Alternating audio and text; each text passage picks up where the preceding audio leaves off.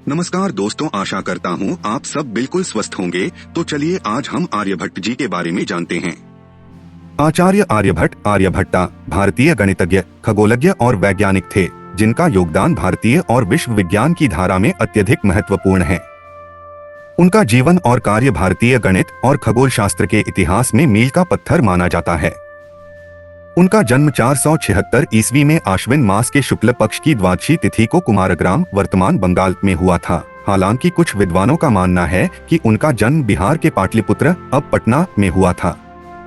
आर्यभट्ट का योगदान केवल भारत में ही नहीं बल्कि संपूर्ण विश्व में विज्ञान और गणित के क्षेत्र में उल्लेखनीय रहा है। उनके कार्यों ने भारत में गणित और खगोल शास्त्र के अध्ययन को एक नई दिशा दी। उनके द्वारा लिखित काव्यात्मक ग्रंथ आर्यभटीय आर्यभातिया में गणित, खगोल शास्त्र, समय मापन, त्रिकोणमिति और अंकगणित पर बहुत ही महत्वपूर्ण विचार प्रस्तुत किए गए हैं।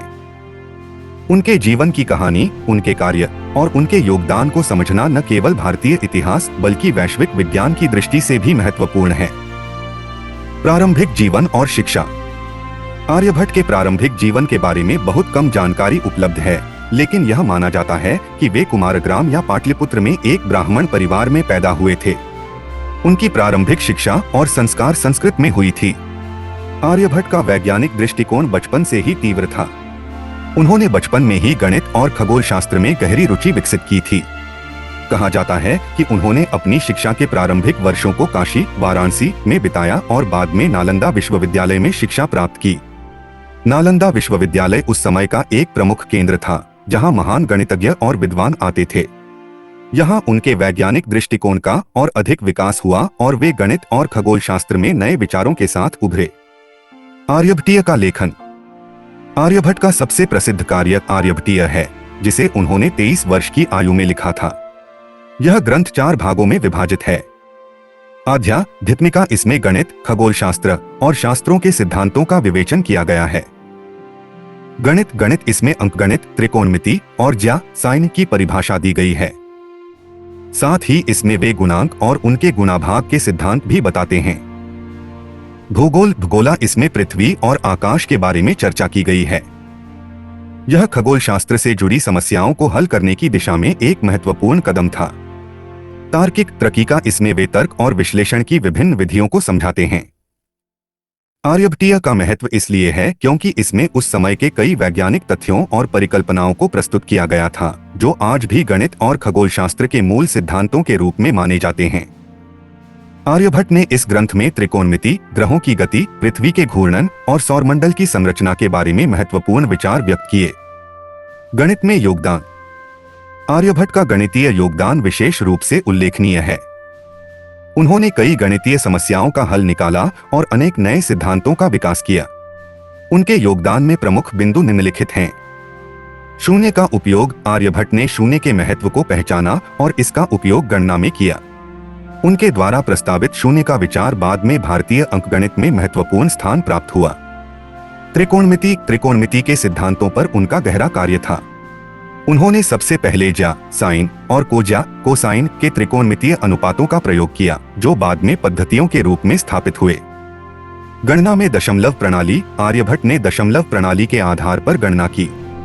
इससे पहले भारतीय गणितज्ञों ने वैदिक काल में अक्षरों के माध्यम से गणना की थी, लेकिन आर्यभट्ट ने दशमलव प्रणाली का उपयोग करके गणना को सरल बना दिया। अंकगणित। उन्होंने अंकगणित की बुनियादी अवधारणाओं पर काम किया और सामान्य गणनाओं के लिए नए सूत्रों की खोज की। खगोल शास्त्र में योगदान। आर्यभट्ट के खगोल शास्त्र में योगदान का क्षेत्र भी बहुत विस्तृत था। उन्होंने न केवल आकाशगंगाओं की संरचना, ग्रहों की गति और सूरज के प्रभाव के बारे में महत्वपूर्ण सिद्धांत दिए, बल्कि उन्होंने कुछ ऐसी बातें भी कही जो उस समय के विज्ञान के दृष्टिकोण से बहुत नई थीं। उनके खगोल शास्त्र संबंधी कुछ प्रमुख योगदान निम्नलिखित हैं। पृथ्वी का घूर्णन। आर्यभट्ट ने यह सिद्धांत प्रस्तुत किया कि पृथ्वी अपनी धुरी पर घूमती है। यह सिद्धांत उस समय के अन्य खगोलज्ञों के विचारों से बहुत अलग था, जो पृथ्वी को स्थिर मानते थे। ग्रहों की गति। उन्होंने ग्रहों की गति का विश्लेषण किया और बताया कि ग्रह अपनी कक्षा में गति करते हैं, लेकिन उनकी गति अलग अलग होती है। उन्होंने ग्रहों के गति के विभिन्न पहलुओं को समझने के लिए सूत्र दिए। सूर्य ग्रहण और चंद्र ग्रहण। आर्यभट्ट ने सूर्य ग्रहण और चंद्र ग्रहण के कारणों की व्याख्या की। उन्होंने बताया कि सूर्य और चंद्रमा की स्थिति के कारण यह घटनाएं होती हैं। कक्षा की गति। उन्होंने ग्रहों की कक्षीय गति के बारे में विचार किए और इसे समझने के लिए गणना विधियां विकसित की। आर्यभट्ट की प्रमुख सृजनाएं। आर्यभट्टीय। जैसा कि पहले उल्लेख किया गया, यह आर्यभट्ट का सबसे महत्वपूर्ण कार्य था, जिसमें उन्होंने गणित, खगोलशास्त्र और समय मापन पर विचार किए। सिद्धांत शिरोमणि। यह ग्रंथ भी आर्यभट्ट द्वारा लिखा गया था, जिसमें उन्होंने खगोलशास्त्र के कई सिद्धांत प्रस्तुत किए। संचार तंत्र। नक्षत्र। उन्होंने आकाशगंगा और नक्षत्रों के विज्ञान को समझने के लिए एक नया तंत्र विकसित किया। आर्यभट्ट का योगदान और उत्तराधिकार। आर्यभट्ट ने भारतीय और विश्व गणित तथा खगोलशास्त्र के क्षेत्र में महत्वपूर्ण योगदान दिया। उनका कार्य केवल भारतीय विज्ञान में ही नहीं, बल्कि पश्चिमी दुनिया में भी प्रसारित हुआ।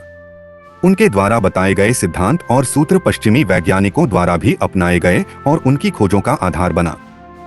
आर्यभट्ट के बाद उनके कार्यों को भारतीय गणितज्ञों और खगोलज्ञों ने आगे बढ़ाया। उनके योगदान का असर आने वाली शताब्दियों तक देखा गया।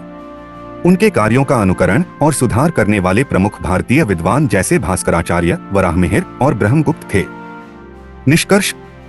आर्यभट्ट का जीवन और कार्य भारतीय विज्ञान के इतिहास में बहुत महत्वपूर्ण स्थान रखते हैं। उनके योगदान से न केवल भारतीय गणित और खगोलशास्त्र को प्रगति मिली, बल्कि उन्होंने वैश्विक विज्ञान को भी समृद्ध किया। उनकी खोजों और सिद्धांतों का प्रभाव आज भी महसूस किया जाता है और उनका कार्य वैज्ञानिक दृष्टिकोण, गणित और खगोलशास्त्र के क्षेत्र में निरंतर अध्ययन और अन्वेषण का स्रोत बना हुआ है। तो दोस्तों, उम्मीद करता हूँ आपको आर्यभट्ट जी के बारे में आज कुछ नई बातें पता चली होंगी। अगर आप भी आर्यभट्ट जी के जीवन से प्रभावित हुए हैं, तो वीडियो लाइक किए बिना न जाएं और ऐसे ही महानुभावों के जीवन की कहानियों को जानने के लिए हमारे चैनल को अवश्य सब्सक्राइब करें। धन्यवाद।